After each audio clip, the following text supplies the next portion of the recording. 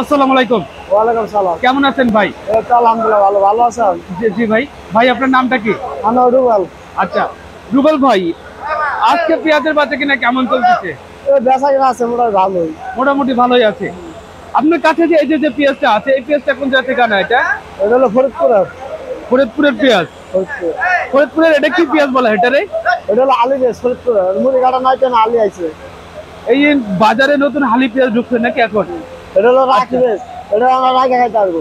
আচ্ছা, এই হালি পেঁয়াজটা কতদিন রেখে খাওয়া যাবে? এটা আপনার এই 8 মাসের আগে খাইতে হবে। আচ্ছা, 8 মাস খাওয়া যাবে।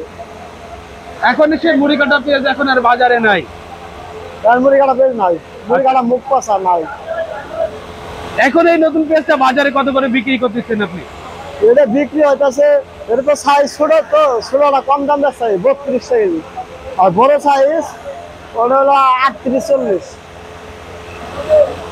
গত সপ্তাহে বিক্রি হয়েছিল কত করে এই পেঁয়াজটা? ওই পেঁয়াজটা গত সপ্তাহে বিক্রি হয়েছে 26 টাকা। 26 আর টাকা। এটা 32 টাকা।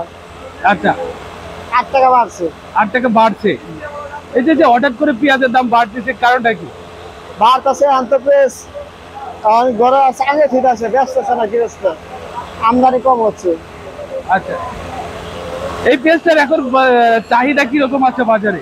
চাহিদা আছে ভালো। এটা আলি পেঁয়াজ না, এর পেঁয়াজ চাহিদা আছে। কি করে? আমাদের ব্যবসা 12 মাস সীমিত।